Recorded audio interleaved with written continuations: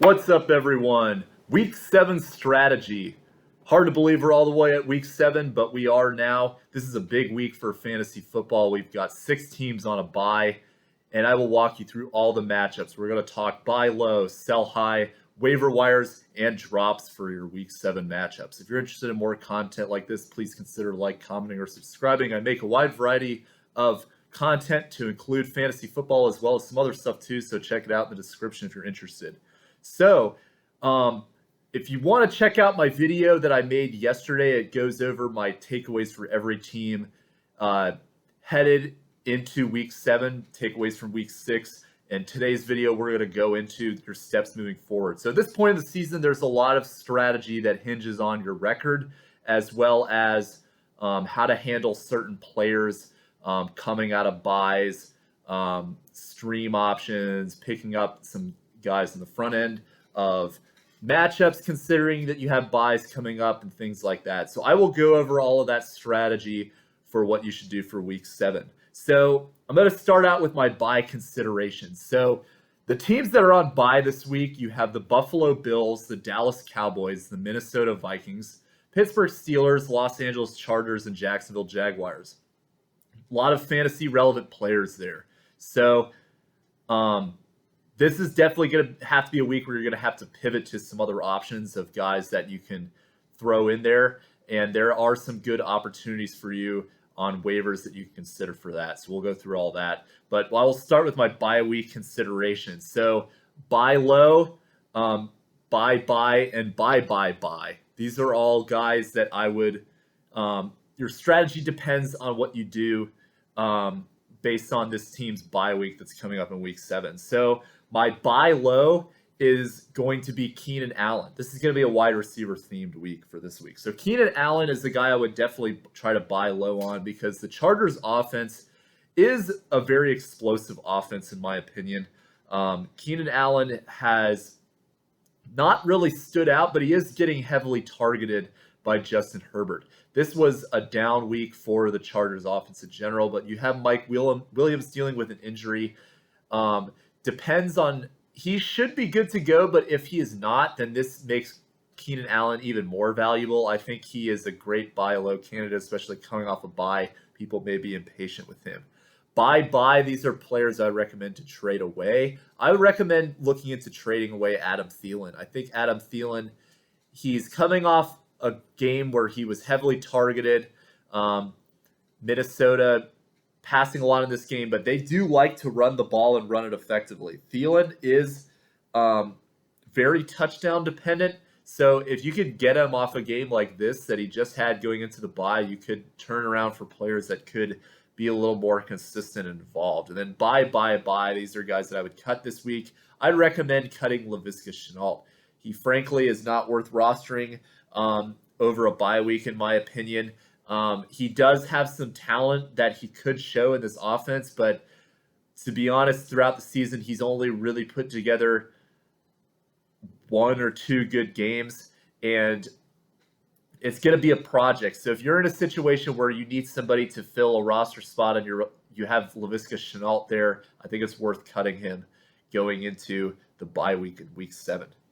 So next segment that I talk about is my winners versus losers segment. And this is pertaining to people that have a winning record versus a losing record, and how your strategy hinges on this particular player. The player that I'm going to be talking about in this segment for this week is Christian McCaffrey. So Christian McCaffrey, we thought he could be coming back in week 6. It looked like he was going to potentially be out there with some practice, but then he got downgraded from a limited practice participant to a full out, which usually could be a bad sign for a re-aggravation. And then sure enough, he ended up on IR, which means he's out for another 3 weeks. So Christian McCaffrey is one of those guys that you have to make a tough decision on based on your record. If you have a losing record of 2-4 and below, my recommendation is that you try to trade Christian McCaffrey away. You're going to need to get some wins over the next few weeks. And Christian McCaffrey is somebody that's not helping you get there, because the focus, especially if you're 1-5 and down, is you got to start manufacturing some wins in order to get yourself back in the playoff picture. And Christian McCaffrey is somebody that is going to be a beneficial stash to somebody who is already secured and going to the playoffs, most likely. But for teams that need to get in, you have to make a tough decision to try to sell Christian McCaffrey. He's not doing anything for you while he is sitting on IR, and you can get some pretty good value for him just because of the name value that he has and how explosive he can be to those teams seeking him out for their playoff stretch. That is my winners versus losers segment. And same thing, if you're a team that's 4-2, 5-1, 6-0, Christian McCaffrey would be a huge stash for you because you could probably get by with some other options on your bench. There's a lot of running backs that get injured frequently, as I talk about, so you can always pick up running backs and waivers to stock additional guys. So let's say if you have, trying to think of an example off the top of my head, I would almost be willing to go as far as to trade Darrell Henderson. That would probably be the max limit of a running back I would trade, but you could get by with a running back rotation of guys that are filling that RB2 spot and then wait for Christian McCaffrey. And if he gets healthy for your playoff stretch, that will be a huge game-changing move for you right there.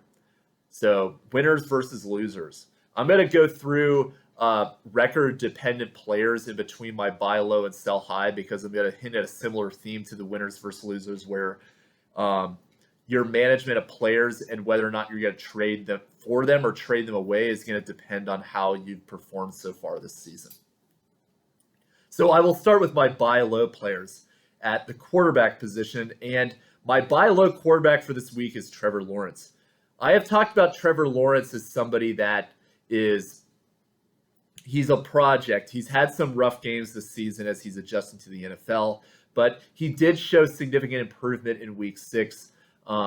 Not having a turnover in that game, throwing for over 300 yards. And he has a very, very favorable stretch as the season goes along. From week 12 to 18, when you're getting into that fantasy playoff relevant range, he's got teams that include Atlanta, Tennessee, Houston, the Jets, and Indianapolis, which you may think Indianapolis is reputation of a good defense, but they just got lit up in the passing game 2 weeks ago by the Baltimore Ravens. So that is could be a very good matchup for them as well. So they've got some very favorable games in there. Trevor Lawrence, with the talent that he has as a player, will adjust and improve as the season goes along. So that is a great buy low candidate if you are in a position where you're trying to stash a quarterback.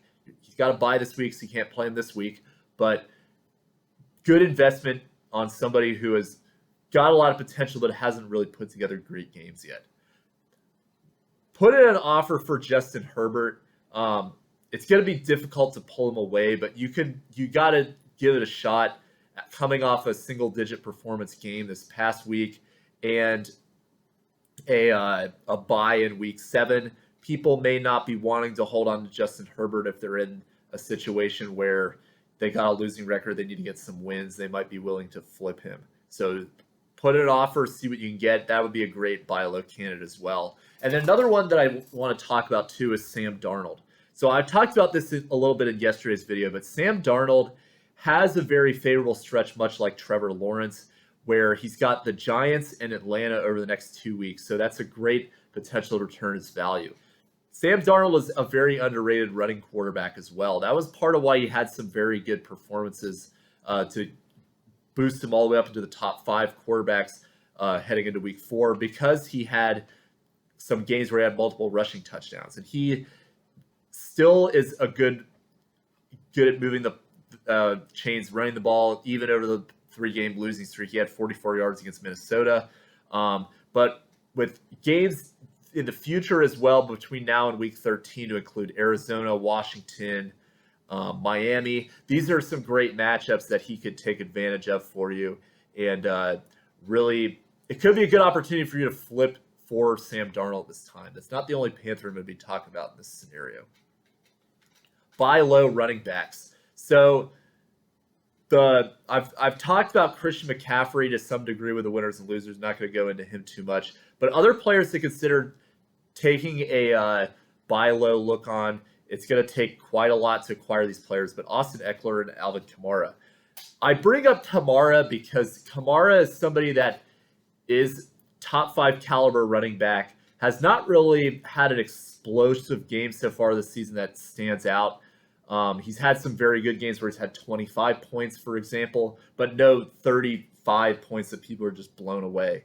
I think there will be more of that happening for him potentially with Michael Thomas coming back. But I bring him up specifically because he's already had his bye week. He's the only elite running back that has not had a bye. So if you have a guy like a Jonathan Taylor who's playing very well, like a Zeke Elliott who's splitting with Tony Pollard, consider trading for Kamara just simply because of the bye week. Zeke Elliott, maybe not the best example because he's got the bye in week 7, but somebody who's got a later bye on the schedule is strongly worth considering because you gain an extra week. So if you've got one of those later buys, trading for somebody who's already had their bye would be a good opportunity if you're looking to trade RB1s. Other guys I would recommend trying to buy low on. I've talked about this guy quite a bit is Michael Carter. Michael Carter, large share of the Jets offense is heavily involved there. I think he will continue to stay involved. And again, he's already had his bye. The Jets have New England next week, which is not a great matchup per se, but he is got the large majority of the workload, and the Jets will continue to improve on offense, I believe, as well as Zach Wilson gets used to the offense. So that will open up opportunities for Michael Carter as the season goes along.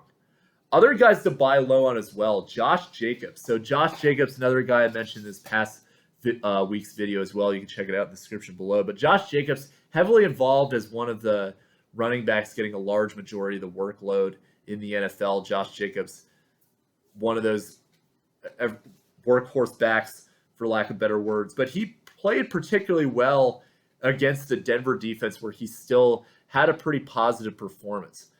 Next week he has Philadelphia, which is a team that just got gashed by Leonard Fournette. Josh Jacobs, with the level of involvement that he has, I believe that he will put up better games as he's getting healthy. So really like him as a great buy low candidate. So if you got a running back who's overperforming, who some of these example guys I'm going to talk about later on, but like Alex Collins, I think Alex Collins for Josh Jacobs would be an excellent trade. So yeah, get into more on Collins later. Other guys I'd recommend to buy low on are Devontae Booker.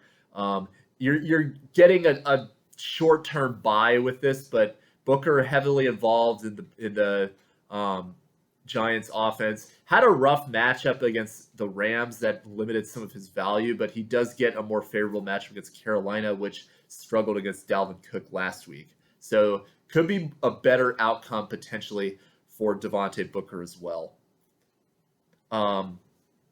Buy low wide receivers. My number one buy low wide receiver is DJ Moore. I've talked about him as well, similar to the Sam Darnold situation in yesterday's video. But DJ Moore, I really like because of the matchup coming up.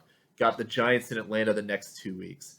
Arizona, Washington, and Miami also on the schedule between now and their Week 13 bye. So that middle stretch of the season where you've got some teams going on bye, the Panthers have a later one. DJ Moore could kind of buoy your value for some of these players that you're losing by getting somebody like Moore during that middle stretch. Moore has had some rough games the past 2 weeks, and I think a lot of that is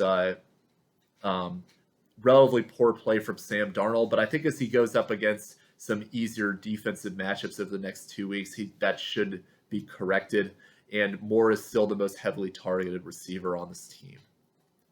Other guys that I like as well, Marquise Brown, another guy that will be difficult to pry away, but coming off a game in which he was not particularly effective for Baltimore.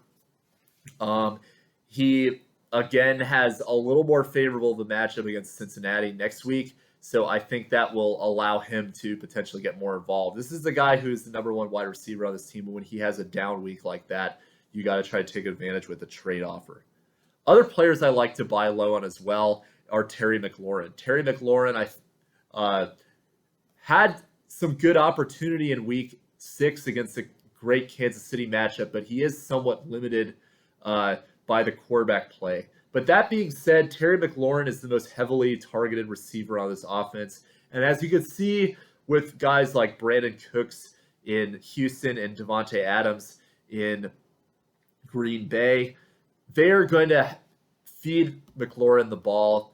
They still have some very good matchups over the next few weeks where they're probably going to be playing from behind. They've got Green Bay, Denver, Tampa Bay, all teams on the horizon for Washington.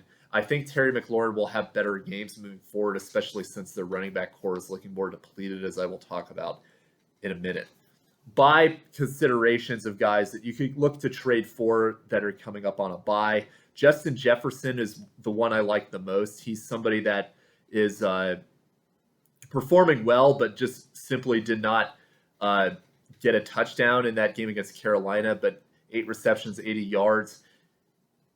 One of the most involved receivers in the NFL on his team. I think that is a great buy low candidate going into this week 7 bye. Other guys to consider as well, I talked about Keenan Allen to a degree, but Chase Claypool coming off a poor game against Seattle, which I think was mostly a fluke. I think Claypool will turn it around going into week 8 and beyond with another favorable stretch of games between now and then.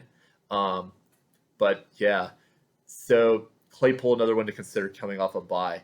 Other guys I like to buy low on are the 2 Bengals receivers that kind of fell by the wayside last week, T. Higgins and Tyler Boyd. The Bengals have a tough stretch in the second half of the season where they're playing a lot of good teams and will likely be coming from behind. So that being said, Higgins and Boyd will have more involvement. The reason they didn't this past game is because the Bengals blowing out the Lions didn't need to use them. Consider a buy low on Hunter Renfrow. I think this week is a situation where the Raiders were up. They had some very fluke luck by Kenyan Drake, who I will talk about shortly. If Renfrow is still a very reliable receiver on this team, I would recommend trying to buy low on him at a reasonable price. And then Robby Anderson, a guy that I generally don't really like, but he is heavily targeted, and he's going up against a poor Giants front secondary next week. Anderson could be a consideration as Terrence Marshall could miss next week with a concussion. Buy low tight ends. Really like Darren Waller still. I've been talking about Darren Waller. He has not had a breakout performance since week 1, but in spite of putting up what seems to be mediocre numbers, he's still the number 4 tight end, which really speaks to how the tight end landscape in the NFL is so variant. And if you have guys that have the degree of consistency like Waller, Andrews, Dawson Knox, guys like that are somewhere in the middle, that is extremely valuable for you. I leave Kelsey out because he's one of those that he's going to have to be taken earlier, and everybody kind of knows that. But Waller is somebody that when Waller does start getting things going and the Raiders get him more involved, he will have some breakout games. It's just a matter of time, but he's still getting the volume to warrant him being a top 5 tight end. It will come for him eventually. I like buying low on Darren Waller. Dallas Goedert, another guy I like to buy low on as well. Goedert is somebody I'm not really a fan of, but with Zach Ertz going to Philadelphia and Philadelphia's offense having a very, I guess for lack of better words, difficulty figuring out who the number 1 wide receiver is. We know Devontae Smith is the top receiver they have, but they can't consistently get him involved game to game. Maybe Hurts will have a better luck with Goedert as somebody that he can pass to around the line of scrimmage. So Goedert is somebody to definitely consider as a buy low candidate too. Defenses I like buying low on include the Carolina Panthers. Panthers had a rough game the past week against Minnesota, but they again play the Giants next week, and this Giants team is potentially facing multiple injuries in the wide receiver position. Poor health of Saquon Barkley is not going to play in this game. And yeah, Daniel Jones is now in a position where he's struggling when he doesn't have his weapons around him. I think this is a potential opportunity for the Panthers to strike again and their defense to be a solid play for this week. And then with regards to kickers, like if you ever get a trade where you're receiving a kicker, that is never a good deal. That's all I'm going to say about buying low on kickers. Sell high. So these players I recommend trade away. And my sell high quarterback is Jalen Hurts. Jalen Hurts has some great fantasy value for you rushing the football. And I'm not denying the fact that he is a great asset for you to have if you do own him. But what I'm saying is that Hurts is somebody who, as an NFL quarterback, is not particularly managing the game well. And there is a very strong potential that the Eagles could either at the trade deadline, look for another quarterback. There are rumors about Deshaun Watson. I don't really think that's going to happen. But what my point is that Hurts' style of play and how he's performing as an NFL quarterback might mean that the team may look another direction if they've already decided that he's not the guy or whatever. You have to be getting great value for Jalen Hurts. I think that if you can package him with a sell high player that I'm going to be talking about, like a Kenyan Drake, not to ruin any spoilers or anything, and then get a quarterback who is also in that same caliber range, like a Justin Herbert, that would be a good trade in my opinion. So it's kind of it's really up in the air. I think Hurts is a good value to have, but I just say to potentially sell high because his performance as a quarterback may get him pulled sooner than we would expect. Tua Tagovailoa is another one that I would recommend trying to sell high because he had a pretty good game going up against Jacksonville, but Tua has also had some very poor games in tough matchups because of not exactly the most mobile guy and doesn't have great weapons on his team. The other consideration is that if he's very injury prone and could very well get injured again, so try to sell him off a good game is what I would recommend. Sell high running backs. So my number one sell high running back is Antonio Gibson. So you're not exactly selling high off of his week 7 performance, but Gibson is dealing with the shin injury. He has a lot of very difficult matchups for him to succeed the next few weeks where Washington is going to be playing from behind. And with Washington could very well be staring down the barrel of a 2-7 record when they finish this stretch of games that they have, because they've got Green Bay, Denver, and Tampa Bay all on the schedule. And if Washington falls that far behind, they may just shut Gibson down for the season to let him recover from this stress fracture. So I would try to sell Gibson while you can and see if you can get some more consistent production for him. He did have a great game 2 weeks ago, so try to sell that to your owners that you're looking to trade him to. But this is definitely a guy that I would be trying to get off my roster because of all those concerns I mentioned. Other sell high players. Kenyan Drake. As I talked about in yesterday's video, his stat line for week 6 was 4 rushes for 34 yards and a touchdown and 2 receptions for 39 yards and a touchdown. So he had 2 touchdowns on 6 touches. That is not sustainable production. You're not going to get a touchdown every 3 times you touch the ball. I don't know of anybody that can do that throughout an entire season basis, except maybe Jamar Chase is trying to prove that, but it's just not going to happen for him either. So my point, though, with Drake's, in all seriousness, is that he has had a lot of very bad games this season, and he's had one good game on very limited touches. You need to try to trade him for some more consistent value off a game like this. Myles Gaskin, another one that I'm highly concerned about as well. Tua is back, and my glimmer of hope was that Gaskin, as somebody that is more of a PPR-friendly back, could get more involved with Tua. That did not happen. Those targets are going to guys like Jalen Waddle and Mike Gesicki, and they're going to be getting more receiving options coming back, like Will Fuller, Devontae Parker, etc. over the next few weeks. Gaskin is somebody who's had really one good game, much similar to Drake, and a lot of bad games. So I would try to see what you can get for Gaskin to trade to get something more consistent. People will want to take a chance on him given his record. Latavius Murray. So that's another guy I would recommend trying to sell as well. Coming off an ankle injury in week 6, so that hurts his value to some degree. But then he's also got just a very ambiguous backfield in terms of who is going to be getting the carries week to week. So I would try to see what you can get for him because I think Baltimore is going to be using this roulette of running backs throughout the whole season. Khalil Herbert is another person I would recommend selling only because of it. He is a guy that is a good stopgap for you to have, but he's a temporary fill when Damian Williams gets healthy as well as when David Montgomery gets healthy. So if you could, and he's got Tampa Bay next week, which is a very tough matchup for running backs. So this is a good opportunity to try to sell Herbert, in my opinion, and see what kind of value you can get for him for somebody that could be more consistent to help you win in week 7. Miles Sanders is a player I would recommend selling high as well because Philadelphia's offense looks highly limited.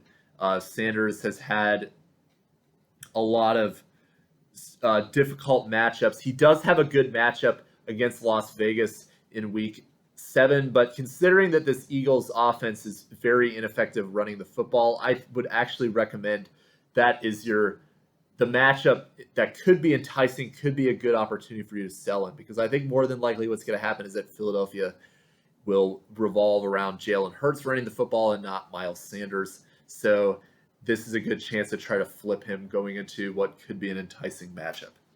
Alex Collins is another one I would recommend selling high. Great game in week 6 against Pittsburgh, but you have Rashad Penny coming back into the fold. You also have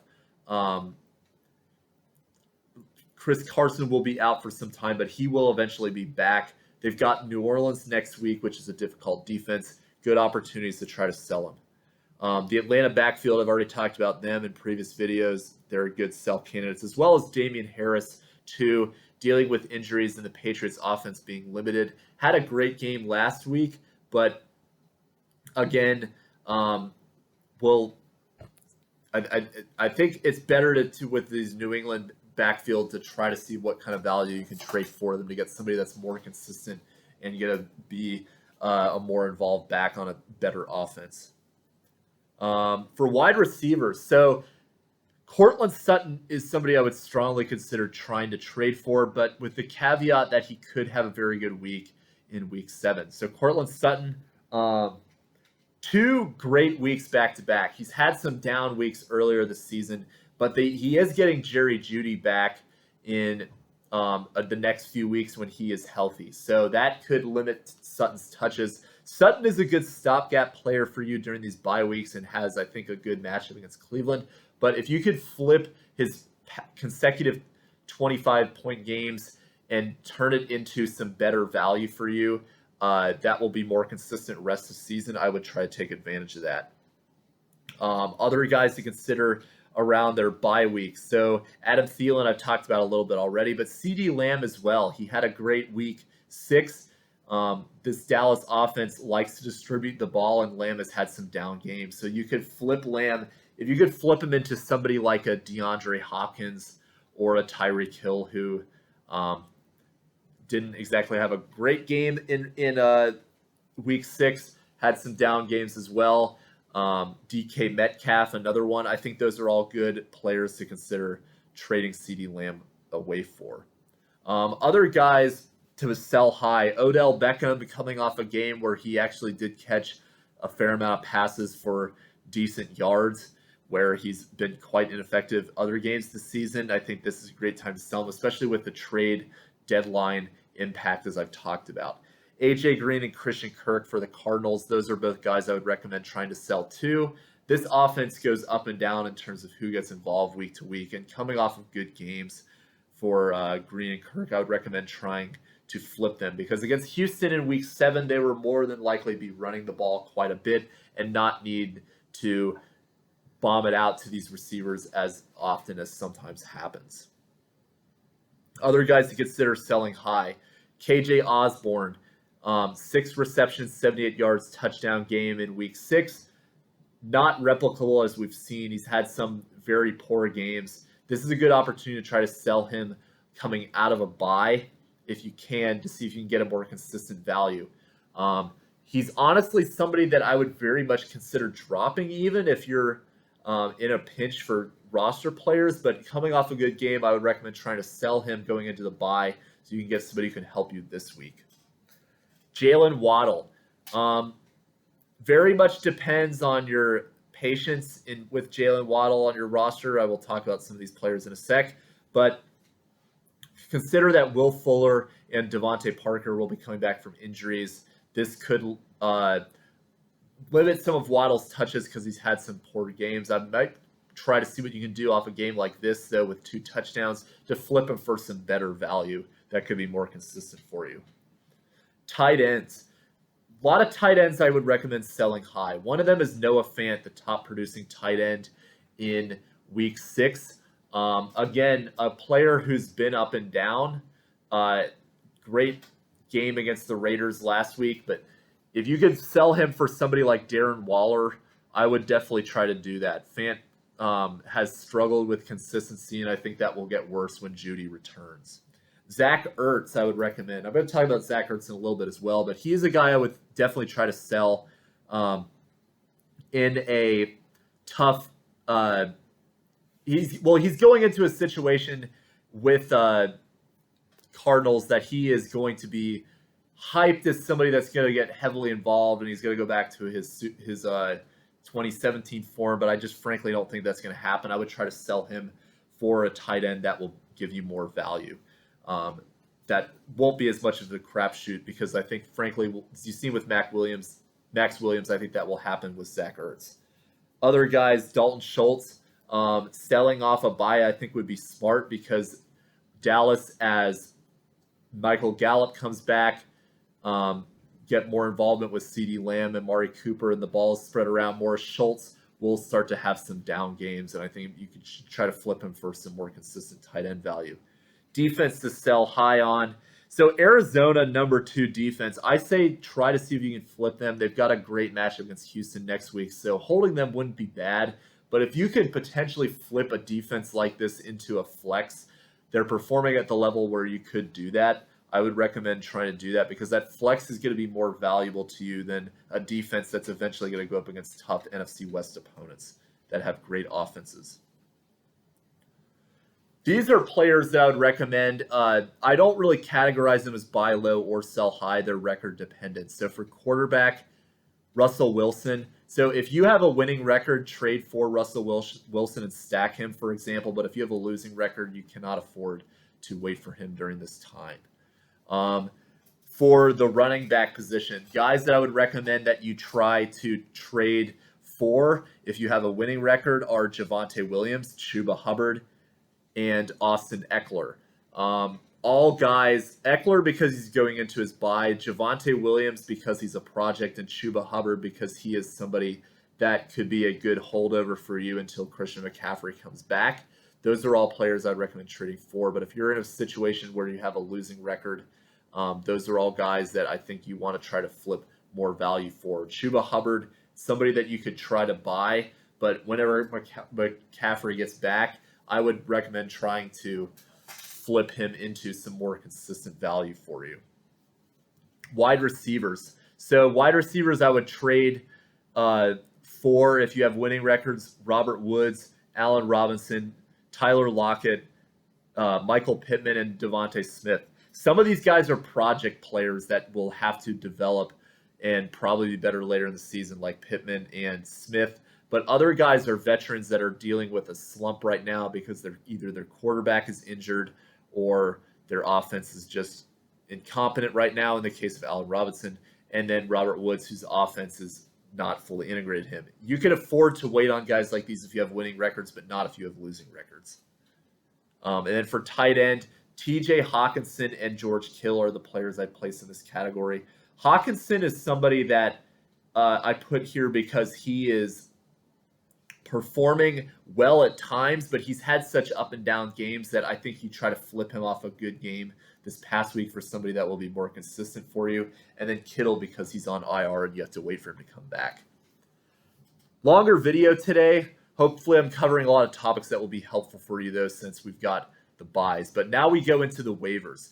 Waiver quarterbacks that I like include Matt Ryan. Coming off a bye, he was likely dropped, but he's got a great matchup against Miami in week 7. Really like that as a potential add for you. Teddy Bridgewater as well. This is a more risky play because he plays on Thursday, but the Browns' pass defense has been gashed the last few weeks by Justin Herbert and Kyler Murray. So there could be opportunity for Teddy Bridgewater to have a productive game against the Browns in week 7. Also like Justin Fields going up against Tampa Bay. So Fields is going to need to pass the ball quite a bit against Tampa. Fields also provides rushing value, which is why I like him on waivers anyway. But this is a guy that you're looking more so for a stash if you have a winning record because of his ability to eventually learn the offense. But there is a good chance that he puts up some good numbers in week 7 because he's got Tampa Bay, and it's going to require him to pass quite a bit to keep up with that offense. And the rush defense they have is going to force him to pass it as well. Tricks out there. Trey Lance. I don't think Trey Lance is, if Jimmy Garoppolo is healthy, is not leaning towards Trey Lance starting. So I would not pick him up and hold out waiting for him because you're costing yourself other players while you're waiting for Lance to potentially come in, depending on what happens with Garoppolo. And then Jared Goff. I don't know who would have this opinion, but there might be people out there trying to convince you, like, oh, he's going for a revenge game against the Rams. But the offense is just not good enough for Goff to even entertain anything like that, so just avoid him. Running backs. D'Ernest Johnson is the number 1 waiver wire ad for this week, as I talked about in yesterday's video. Browns have a lot of running back injuries that just happened all of a sudden. Hunt hurt his calf. Looks like he's going to be out for several weeks. Nick Chubb, we don't know exactly what's wrong with his calf injury, but considering this is a short week on Thursday night, I don't think he will play either. So D'Ernest Johnson is the guy that you have to pick up on waivers. He is going to be the guy that you prioritize to fill your running back position, especially in standard league. They're going to have a lot of opportunities to run the ball, and they're going to want to do that because Baker Mayfield is hurt. They're going to want to try to get their running backs involved to move the chain. D'Ernest Johnson is the guy to do that.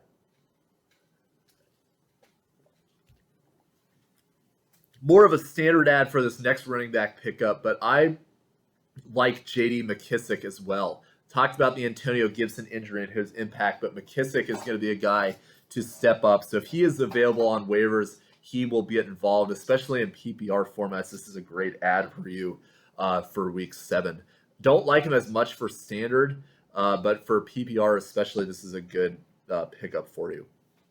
Other guys to look at as well. A lot of these running backs that you're picking up other than those guys are more so potential plays. Once again, look and see if you have guys like Khalil Herbert, Devontae Booker, Darrell Williams from last week. If those are all guys out there, definitely pick them up as well.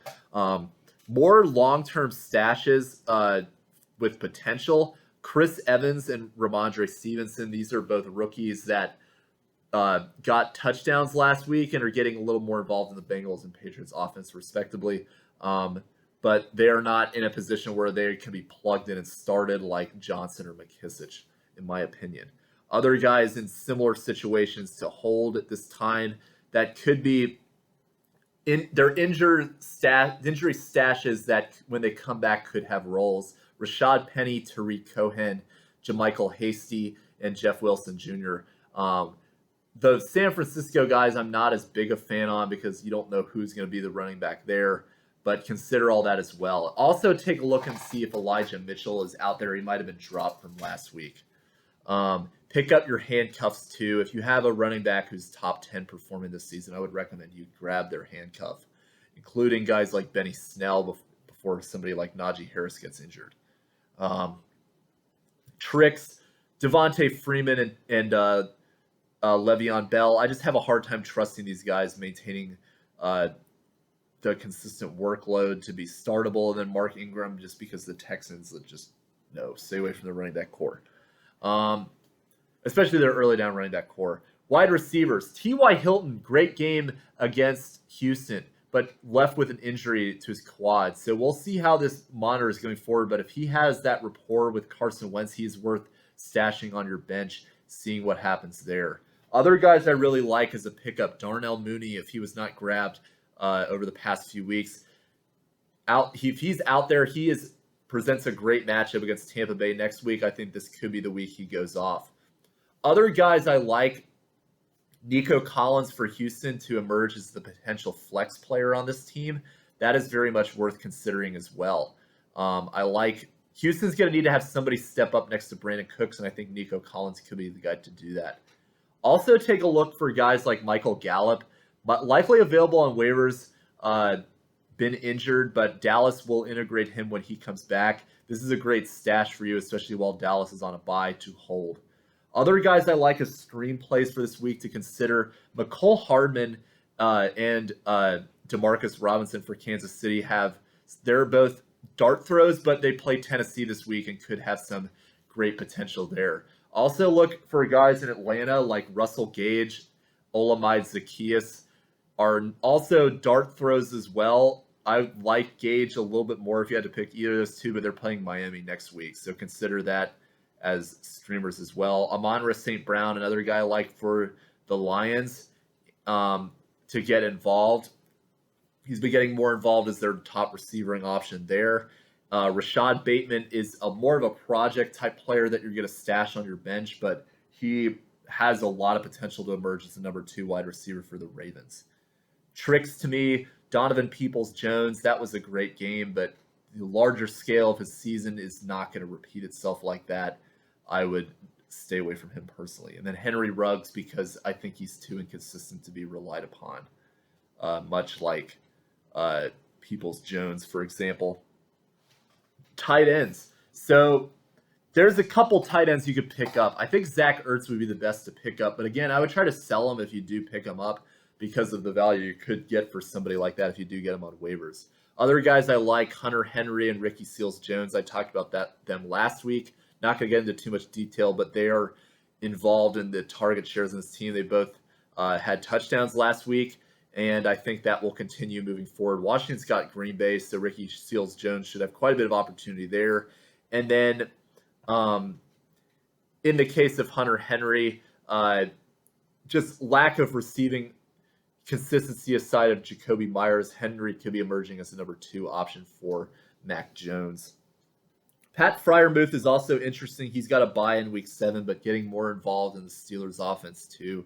That's definitely worth monitoring if you have a deep league where you need to stash a tight end for the bye. Tricks, OJ Howard, because I don't think that's consistent performance from him. Whenever Gronk comes back, he's going to be competing with Gronk and Brate for touches. Would not recommend rostering OJ Howard.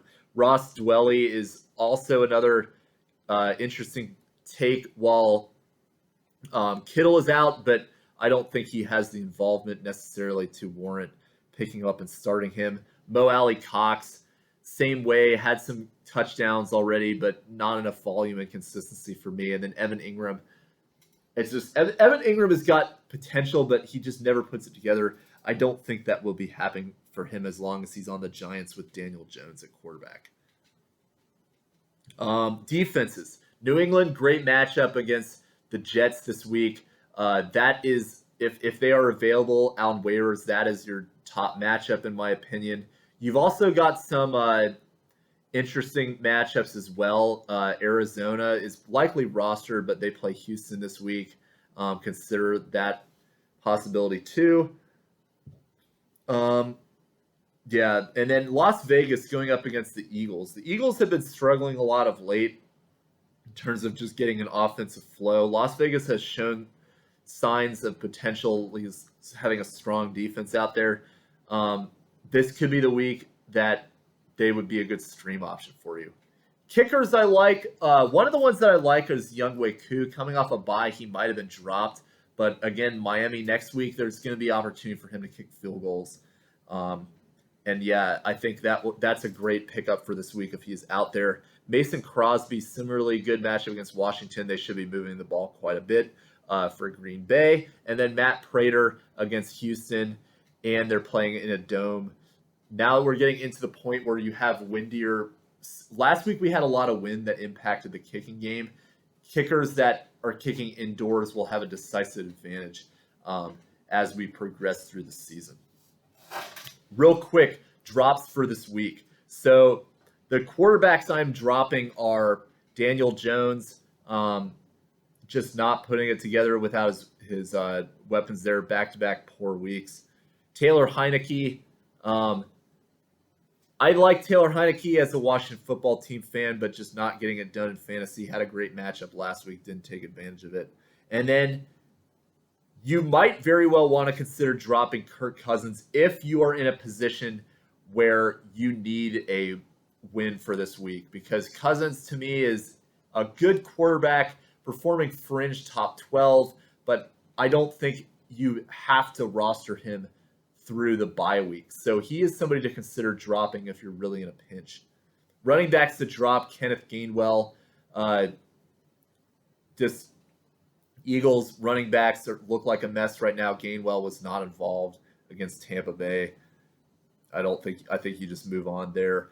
Jamal Williams, if you are really in a pinch, going up against the Rams, I don't think there's going to be a lot of opportunity, especially in a large bye week where you're making tough decisions who to drop. Jamal Williams might be the caliber of guy to do that in a Lions offense that's, one, not very effective, and then two, trending more towards Swift's increased involvement.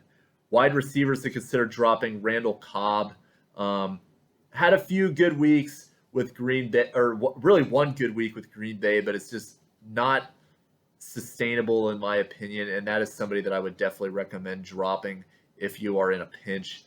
So yeah, and then Cole Beasley on the bye for Buffalo. That is another guy I would highly consider dropping as well heading into this week. And then Laviska Shenault, I talked about him a little bit earlier, but if you're really in a pinch, I don't think you roster him through the bye either. Tight ends, another bye player, Tyler Conklin. He is not really. He's had 2 good games this season. The rest of them have not been good. I don't think that you have to roster a tight end who's on the fringe through the bye. And then Tyler Higbee, very much the same way. Really disappointing games there for the most part this season, despite a few good ones. I don't think you have to hold on to him necessarily if you really only want one tight end on your team on a given week. Pittsburgh, I don't think you need to roster that defense through the bye. And then I bring up Tyler Bass at kicker because if you have a top 5 kicker that is coming up on a bye, like let's say Justin Tucker, when it gets to the Ravens, I don't think that you ever want to roster 2 kickers. You could drop them for that week and then pick them up and get equivalent stream value.